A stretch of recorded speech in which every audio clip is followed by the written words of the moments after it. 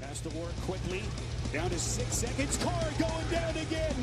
And it's Quentin Williams this time for the Jets. Over the middle in the air, picked off. Brian Poole to the end zone, touchdown. The punter to beat, and the punter brings him down. Braden Mann saved a touchdown most likely. Looks right, fires a bomb down the right sideline again for Mims. What a catch by Denzel Mims. And welcome back to an episode of the Cool Your Jets podcast. We're your hosts, Ben Blessington and Michael Nania.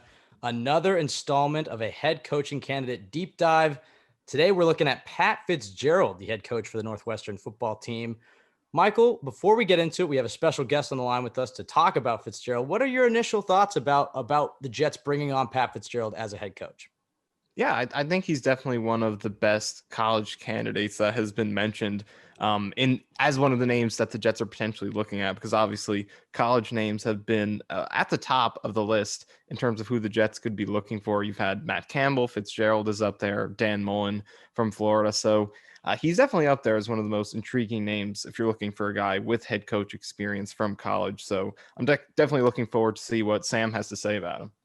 Yeah, and especially when you see the success that Matt Rule and Cliff Kingsbury have had in the NFL, and the Johnsons' willingness to interview both Kingsbury and Rule, it wouldn't surprise me to see the Jets go in the direction of a college coach. But a guy like Fitzgerald has been evasive, I guess, going towards the NFL. We're going to talk about in this interview that this year might be the year that he makes a leap, but maybe he's just bluffing. But on the line with us is Sam Brief, who actually covered Pat Fitzgerald and Northwestern football for 4 years. He's currently a broadcaster and media relations director for the Chicago Dogs. Sam, how you doing, man? I'm great. It's an honor to be here with you both, especially on the Monday after your team finished its season, 2-14. Could be better, but yeah. Do you have an NFL team? I'm a Bears fan, so okay. I'm high on the playoff. Yeah.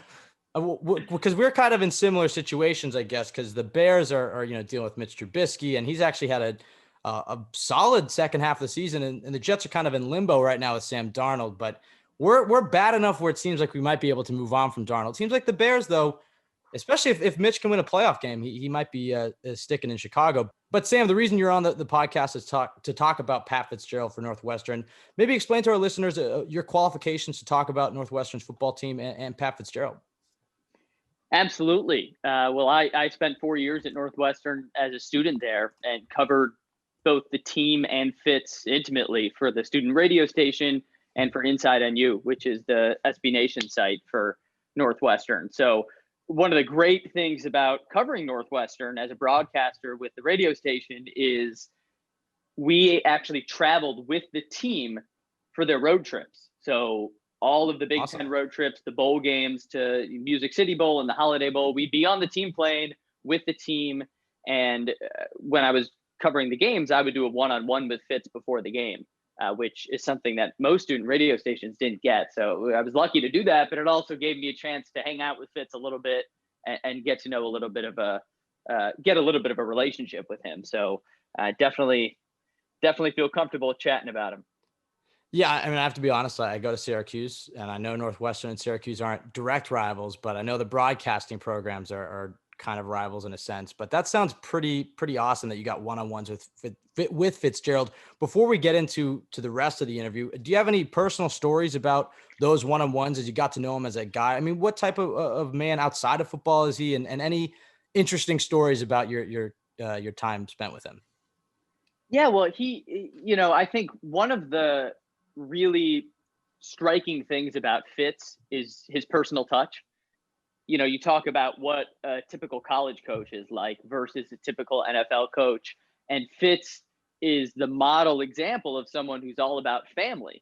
And anyone in the orb of Northwestern, he looks at his family. And it was no different with us. I mean, think about me, right? Let's say I'm a junior in college. I'm with them going to the Music City Bowl, right? And Fitz is Fitz. He's the king of Evanston.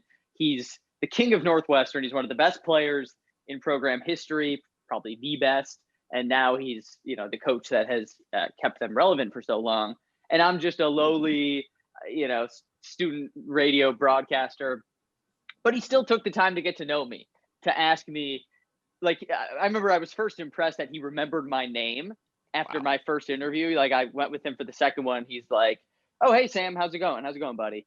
And Wow. just that little personal touch to know my name. I was like, oh, Fitz knows my name. And then as we went, it was more and more him, he would almost interview me before I interviewed him, asking, because he knew I was a student, asking how it's going, things like that. And, a lot of it is small talk, right? It's not like we were having deep chats by the fireplace where, we dug deep on life and really reflected on things. But, just having those moments, I think show the type of guy he is, because I think most Big Ten football coaches are a little more terse than that. Right. So Fitz is a really good guy from that perspective. Absolutely. And that's, a big qualification for the Jets job is they're looking for a CEO, a leader, a guy who's able to connect. And I do think that speaks volumes to him as a leader. It's not necessarily how you treat, no offense, but not necessarily how you treat the CEO, but it's how you treat the janitor. Not that you're a janitor, but how you treat the I was lowest like guy in the closer to a janitor than right, a CEO, exactly. Sure. And it's awesome to hear, how much respect he was able to show you, because I know what you're talking about. And my small experiences with college football coaches, they're not necessarily the most cordial of men unless you earn their respect. But it's interesting to hear that about Pat Fitzgerald. Can you talk a little bit about the program of Northwestern football before he got there, and specifically the first few years that he got there? What were some of the changes he made, and maybe just speak about Northwestern football today? I mean, the impact that he's had on that university. I mean, the impact is enormous. Now, the thing about Pat Fitzgerald is if he never became Northwestern's coach, if he never even got into coaching at all, if he was just working in business right now, he would be a legend at Northwestern. Now, his career was remarkable. He was a captain on a team that went to the Rose Bowl in 1995. So just as a player, he's already a legend. Now, he came into Northwestern in a really unique situation because Randy Walker, who was the Cats head coach in 2006, died suddenly in June. Wow. And Fitz at the time was a young guy. He was only 10 years out of college, and he was the linebackers coach and a recruiting coordinator. So it wasn't like he was the head coach in waiting. He was not the defensive coordinator. He was not an associate head coach. He was the linebackers coach. Coach dies suddenly, heartbreaking. And Fitz was chosen as the new head coach, which says a lot about the type of guy he is. Now, before he came aboard, that 95 Rose Bowl season where he was a linebacker was really the only remarkable season that Northwestern had. This was a program that was in the gutter for a really long time. Now, I mean, you guys know that there's a lot of sports media personalities that went to Northwestern, and some of the top guys like Mike Greenberg, Mike Wilbon, Jay Adonde, they were all at Northwestern in the 80s when the team was consistently going 0-11, 1-10 would be like an up season. This was a really, really bad program whose last bowl win was actually all the way back in 1948 when Fitz won the Gator Bowl in 2012. Think about it. 1948 was 3 years after World War II ended. And then they went all that time until 2012 when they won the Gator Bowl. And now you ask me, like, what is the program like now compared to that? Okay, well, before Fitz, it was like you had to go back to the World War II era to find a bowl win. Well, now I'm talking to you on the Monday, just a few days after Northwestern won a bowl game for the fourth year out of 5. We'll just kind of ignore last year's 3-win team. But clearly there's just a different standard. I mean, they've been to the Big Ten championship game 2 of the last 3 years. We just saw Ohio State whoop Clemson, and Northwestern was beating Ohio State at halftime of that Big Ten title game. So the standard is just different. When I see Northwestern fans get upset and angsty about blowing a halftime lead in the Big Ten championship game against a top 5 team, I'm like, okay, this is a different program. This is not the team that's used to going 0-11. So that's what Fitz has done. He's completely turned the narrative around on Northwestern. And one more thing I'd like to add on Fitz is, you guys know how important facilities are in college football, right? That's how you get recruits, is the glitz and the glamour. And the university raised $270 million to build what's been called the Fitz-Carlton, which is a wonderful nickname that I think credit goes to Teddy Greenstein, the then of the Chicago Tribune, who I believe is a Jets fan actually, but he covered Northwestern. Fitz-Carlton, I mean, it's I think the best facility in college football, definitely in the Big Ten. Lakeside, beautiful practice facility that Fitz is credited with concepting, raising the funds for, along with Jim Phillips. And, you know, that's a huge part of his legacy that decades after he leaves Northwestern will live on as long as the building can last. So that's just some of my thoughts on what Fitz has done with Northwestern. It's a pretty dramatic turnaround. So you're saying that he could maybe get the Jets out of MetLife Stadium if he were to become the head coach? Yeah, that's what I'm hearing. He upgraded Northwestern's practice facility from a pretty rinky-dink operation off campus to that. I mean, I'd like to see what he can do with with your Jets. Yeah, and you mentioned how he's just changed the standards for Northwestern football so much. So what would you say? Because I think a lot of fans, when they first hear about a coaching candidate that they haven't heard of before, the first thing they'll do is look up their record. And you look at Pat Fitzgerald, and he doesn't have the most amazing record that would compare to some of the best Power 5 coaches out there, some of the bigger names. So what would you say to some of the fans who might be skeptical of Fitzgerald just because of his record not being the most amazing out of all the candidates out there? Well, in order to look at the record, you know, you sort of have to look at what Northwestern is and the context of where they are. So when you become the head coach of an Ohio State or a Wisconsin or a Michigan in the Big Ten, you're guaranteed a certain amount of wins. I mean, you know, Jim Harbaugh has been torched for what he's done at Michigan. That being said, he's still guaranteed like 8 wins a year, right? So at Northwestern, you're not, because it's a small private school in a conference with 13 public universities, many of whom have really established programs like Ohio State, Michigan, Wisconsin, who are getting guys that are going to the NFL. I mean, when you look at an Ohio State, a third of that team could go to the NFL. With Northwestern, it's a small handful, you know, maybe 5 of those guys can make it to the NFL. So he's already working against the curve. And listen, I'm not making excuses. He's had clunkers of seasons. I joked that I would brush aside last year's 3-9 team. Like, that was a bad team. You know, he had back-to-back 5-7 teams in 2013 and 14. They have underachieved at times. But just with the history of this program, the record he has, even though it's not phenomenal on paper, is pretty darn good. So that's sort of what I would say about the record. And what are some of the traits that I guess he possesses? Because you talked about, I mean, Northwestern having a losing program. I guess Jets fans know all about that, especially the last 10 years. And I mean, you're talking about World War II. It's not as impressive, but the last time the Jets won a Super Bowl was 1969. It was the 1968 season. So we know all about droughts, and the Jets now own the longest playoff drought. So what are some of the traits that you think would make him a good head coach if he were to transition to the NFL? I mean, do you think there's going to be much of an adjustment going from college to the NFL? You're talking about, yes, he's had some underachieving seasons, but for the most part, when you look at the talent on the roster compared to the teams that he's playing, every single year he's overachieving. And that's generally something that translates. But what are some of those traits that you would say would give you confidence if you were an NFL team that this guy would be able to make the leap seamlessly to the NFL? Longest playoff drought. Thanks, Cleveland. So sorry to rub it in. I got a lot of salt for your wounds, but for 15 weeks on this podcast, we were cheering for them to lose. So we're yeah, exactly. There's nothing that's below us.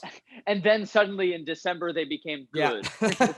Yeah. Hey, one of my best friends is a Jets fan, so I feel your pain through him. But back to Fitz. So, you know, I actually think he's more equipped for that type of situation. Now, you know, there's a lot of chatter about Urban Meyer. Like, I've seen things about him going to Jacksonville, and you know, that's a coach in Urban Meyer who's got the highest standard. Like, he's so used to winning. And I saw some analysis. I think it was on Twitter, someone who had covered Urban Meyer saying, man, like, I've seen this guy up close, the way he takes losses. And, you know, with him, with Ohio State and Florida, like, there's one loss a year, right? They are few and far between. It's like, I see the way this guy takes losses so hard. It impacts his health. And I don't know how he would do in the NFL on a bottom feeder Jacksonville, right? Fitz is not like that. I mean, I just ran down his record. He was 5-7 in 2013, 5-7 in 2014, 3-9 last year. And he was fine. You know, you go 3-9. I remember they won their last game last season against Illinois to go from 2-9 to 3-9. And Fitz was like, all right, back to the drawing board. This was, you know, he didn't say it exactly like this, but the message was kind of like, this was a crap season. We're going to be better next year. And lo and behold, they won the Big Ten West. So this is a coach who, when you talk about traits that you look for in a Jets head coach, which is a unique situation, right? Because no offense to your team, whoever's the head coach, like, it's not a playoff team next year. Right. Fitz is equipped for that. Fitz is a coach who's used to losing because he's at Northwestern, and Northwestern is used to losing more than almost any program out there. So I actually think he's more equipped than most college coaches. Now, he's also a former player.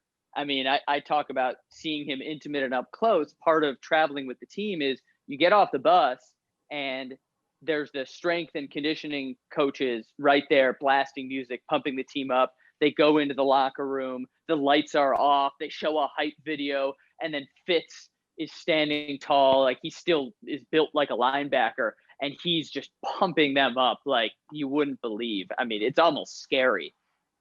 He's a former player, like he gets it. He's still a relatively young guy. I mean, he doesn't have gray hair yet, I don't think.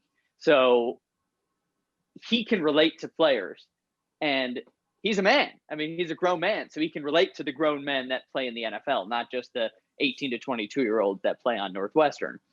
Now, I just gave you the positive personality traits. My only concern, if I were a Jets fan or, just anyone in the NFL thinking about hiring him, this isn't so much a concern as much as a question, is just he's not an NFL guy, right? He's a football guy. He has been in college football his whole adult life, and he's had a lot of success, but he just has not spent that much time in the NFL. Now, that there certainly is historical precedent that that's not a deal breaker. Like, he certainly can be a good NFL head coach because he has all the traits of a good coach, but he flamed out in the NFL. He spent he had a cup of coffee and maybe he didn't even finish it in the NFL. So that would be my only question, but that's not a personality trait, right? That's just looking at his resume. So what do you think the odds are that he does make the move to the NFL? Because we hear all the time about college coaches potentially making that move, and it seems like a pretty high percentage of the time it's just rumors and it doesn't really pan out because most college coaches have it really well when, like you said, he's the king at Northwestern having that job. So it's a really enviable position to be in. So if you're going to make that move up to the NFL, there has to be a legitimate reason to want to do it. So what do you think the odds are that he does take interviews and make a move to the NFL, and in particular the Jets? It's good to be the king, right? So I don't know who would want to leave that. And that's the golden question. I wish, my Twitter feed, every time there's like an Adam Schefter report that's like, oh, Fitz is, maybe going to interview with teams. Everyone's like, no. But it's a realistic possibility. Now, I was covering the Holiday Bowl at the end of the 2018 season in San Diego against Utah. Northwestern scored 28 in the third quarter, came back and beat Utah. And this was in the heat of when Fitz was being rumored to be the top candidate for the Packers job that Matt LaFleur ended up taking. And there was a ton of chatter. I mean, everyone was thinking, God, is this Fitz's last game? How could he turn down a potentially huge pay bump going to the Packers? It's a great situation for a head coach, right? Because unlike the Jets, this is a team ready to win a Super Bowl. You get a coach, Aaron Rodgers. And everyone was worried. Now, Fitz went to the podium, and in the post-game interview, whoever was doing the interview addressed that question and essentially said, hey, Fitz, everyone at Northwestern is worried that you're going to go to the NFL. What do you have to say about that? And he grabbed the mic and shouted, I'm a Wildcat for life. And everyone went nuts. and he shut it down. He never even interviewed for the Packers, and they hired LaFleur, and the rest is history. So everyone at Northwestern has held on to those few words. I'm a Wildcat for life. Now, that's not the most direct wording. It's not, I will be the head football coach at Northwestern until I die. It's just, I'm a Wildcat for life. Well, me too, I'm a Wildcat for life because I have my degree from Northwestern, but I don't work there right now. So he's not tied to Northwestern. He can accept other jobs. Now, the one thing I'll add is he's said before that he wants to stay in Chicago as long as his kids can finish school here. He has 3 boys. To be honest, I don't have their exact ages offhand, but it's important to him. He's a lifelong Chicagoan. And my understanding is that it's important to him to stay in the Chicago area to allow his kids to finish school here and not have to leave in the middle of high school or middle school. So people have speculated like, oh, the only job he would really leave for is the Bears. For a while, it looked like the Bears would become open. And then, as we discussed in the beginning, little win streak happened. Trubisky started playing well. Now they're in the playoffs. And I don't think Matt Nagy is leaving this year. So if you're Fitz, maybe you think, hey, my stock is higher than it has been and maybe ever will be. Bears isn't open, but screw it, I'll go to New York. So my gut tells me he'll want to stay at Northwestern, that he might not really feel like he's done the job until he wins a Big Ten championship. But who knows? There's only one person who could answer that question, and he's a lot bigger and stronger than I am. Yeah, I mean, it's certainly a long shot candidate. I mean, you've seen the rumors that the Jets are super interested in him, and obviously that doesn't mean anything, that he has a relationship with the Jets general manager and Joe Douglas. Hell, there's even Jets fans on Twitter pulling up Justin Fields, who is looking like he could be the Jets' next quarterback, talking about how much he loved Pat Fitzgerald in his visit to Northwestern. So there are people trying to connect the dots, but I agree with you that I think it's a long shot. And if he does make that jump, the Bears obviously make a lot of sense. But speaking about his player one-on-one relations, you talked about his relationship with you, and you're not even a player on the team. Can you, I guess, speak to his player to coach to player relations, and who are some, I guess, of the notable players he's developed? Because that's been a big issue in New York, is that the Jets have drafted some talented guys, but they've just not developed in New York. And that is a direct indictment on the bad coaching that the Jets have had over the last decade.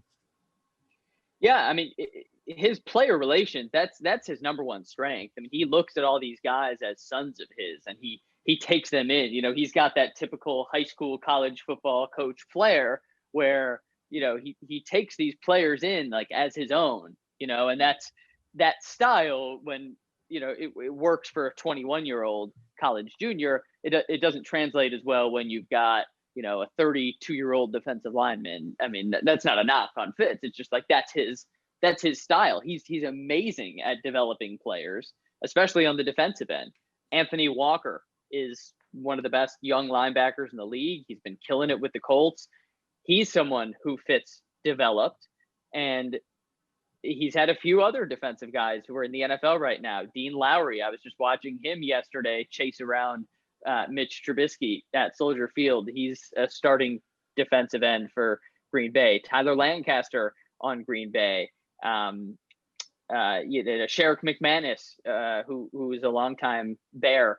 He has developed under Fitz. So for a school that traditionally gets an average of a 3-star recruit, Fitz has actually pumped out a decent amount of talent that has gone to the NFL. And the current team is built around the linebackers. Patty Fisher, Blake Gallagher, Chris Bergen. Like, these are guys who will likely get NFL shots. And frankly, if you took a Northwestern football fan in 1970 and you said, hey, like, you might have an average of 2 or 3 draft picks per year and a couple other guys that'll sign as undrafted free agents in the NFL. He'd be like, what? From Northwestern? All of us nerds? Like, how? We suck. The fact that Fitz has made the standard of that shows how he is able to develop young talent. So I could see him doing a really good job with young guys coming into the Jets. And I know you guys have a lot of draft picks and a lot of young talent. And that's a super important quality for a Jets head coach, right? You have to be able to develop young talent, because all these draft picks and young guys mean nothing if you don't have the right coaching staff to develop. So, yeah, it's not just up to the head coach. It's up to the position coaches and coordinators, certainly. But I think Fitz is a great guy to be at the top of that. Right. And another one of the most important parts of being a head coach, which was actually going back to the Jets search in 2019 with Matt Rule, another college head coach, one of their concerns with him was building a staff. And that was the primary reason he didn't end up coaching the Jets. So if Pat Fitzgerald did go to the NFL, whether it be with the Jets or elsewhere, how do you think he would assemble his staff? Would he bring a lot of guys over from Northwestern, maybe across college football, maybe a mix of college and the NFL? If just guessing, how do you think he would build that staff? Yeah, this is pure speculation on my end, but my gut tells me that Fitz wouldn't take too many guys from Northwestern. If Fitz jumped to the NFL, remember those words, I'm a Wildcat for life. I think he really still values keeping Northwestern as a top program. I don't think he would want to leave with the entire staff and gut it. I could see him wanting to keep some key pieces there, and also keeping in mind the fact that he's not an NFL guy, and it would behoove him, I think, to build his staff around guys who are in the NFL. Like if I were a Jets fan and they hired Fitz, like I would want his top assistant. I mean, Fitz is a defensive guy, so let's say his offensive coordinator to be a longtime NFL guy.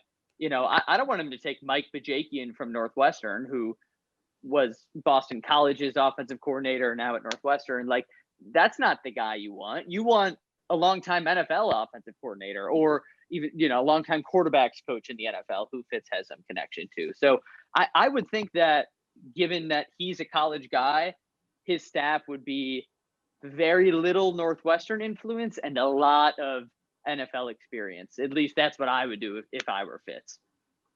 Yeah, and I think that's important because, as Michael just alluded to, that was the Jets' big concern, was Matt Rule. And Matt Rule eventually did bring a lot of college guys to Carolina with him, but the Johnsons worried about Sean Ryan, and they wanted to pair him with Adam Gase. And we know how it turned out. The Johnsons have a history of meddling. But I tend to think if they were going to get a guy like Fitzgerald, who's been that sought after in the NFL for this many years, I think they would probably just let him do what he wanted to. But I think you're right.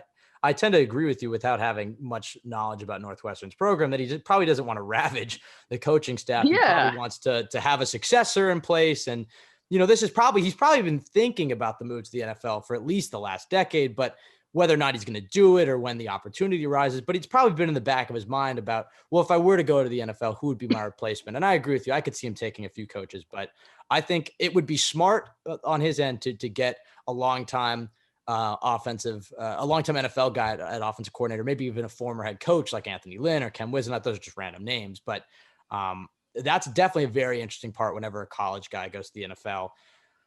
And when we relate this back to the Jets, and this is just kind of our last question, you talked about when he first got to Northwestern, the type of program it was. The Jets are in a similar position. Obviously, it's the NFL, so there's a little bit more parity than the NCAA. In the NFL, in my mind, it's a 2-year league. You get about a 1-year grace period, but that second year, you should be competing. You should be working towards a playoff spot. And that's just something the Jets haven't done in the last 10 years outside of 2015. They had a nice season. But what do you think would be some of his first few moves as head coach of the Jets? Just to play hypothetical, he gets the job, he gets a big contract. And I'm not necessarily talking personnel, because I don't expect you to know much about the Jets players, but as far as establishing that culture, and that's something that our owner, our GM, even the players at this point are talking about, that they need a guy who's going to come in and be a CEO, which it certainly sounds like Fitzgerald fits that bill, but they need a guy, more importantly, to build the culture. Joe Douglas famously said in his GM introductory press conference that he wanted to build the best culture in sports. Obviously, that hasn't been the case over his first year and a half seasons as the GM of the Jets. So what do you think would be kind of those first few moves, if you had to speculate, as far as how Fitzgerald could enact his culture in the NFL, but specifically with the New York Jets? Yeah, well, for Joe Douglas, like, if your priority is culture, I can't think of a better guy off the top of my mind than Pat Fitzgerald. I mean, he's built this culture at Northwestern. He's turned a losing culture where, Northwestern fans used to root for the team to lose. I mean, I'm going way back to like the Wilbon days in the 80s.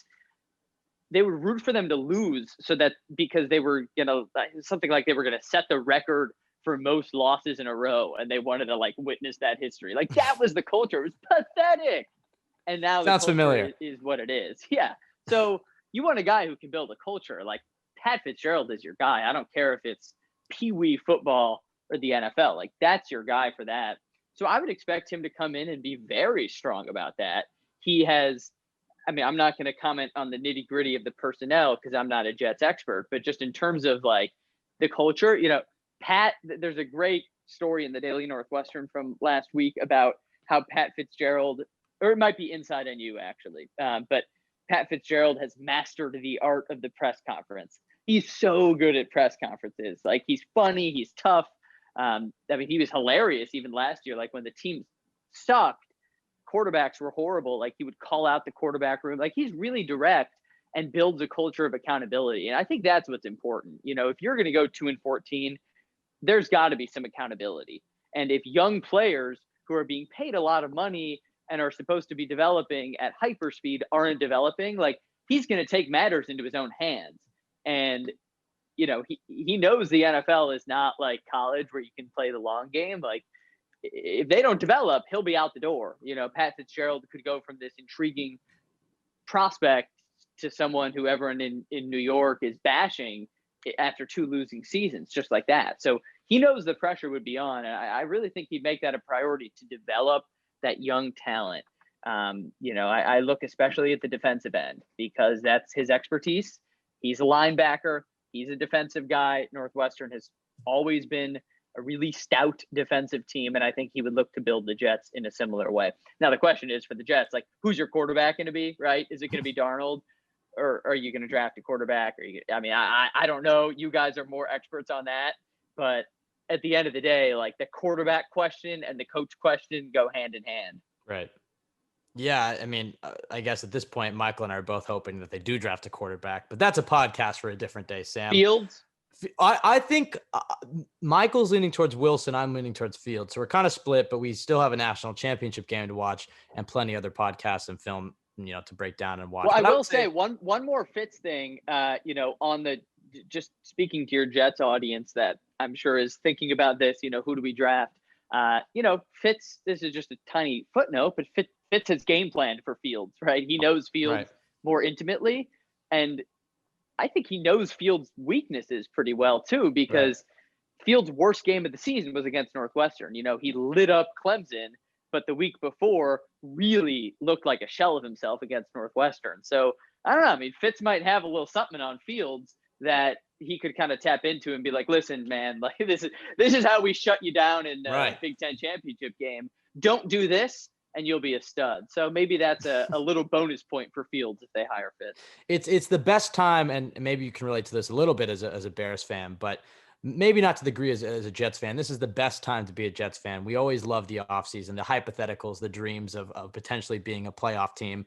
I know the Bears have captured that dream, but pairing Fields with Fitzgerald sounds pretty damn nice, but I have a feeling it's going to be Darnold and Marvin Lewis. No, I'm just kidding. That would be horrible. Oh God. If they hired Marvin Lewis, I mean, like I would want you to have me back on the podcast and cry with you. It's just a therapy session. He'll get an interview. Like, he'll get an interview. I'm comfortable. He'll get an interview because he's connections to the GM. He's a longtime head coach, CEO. I would be very against that, but I wouldn't be surprised if he got an interview.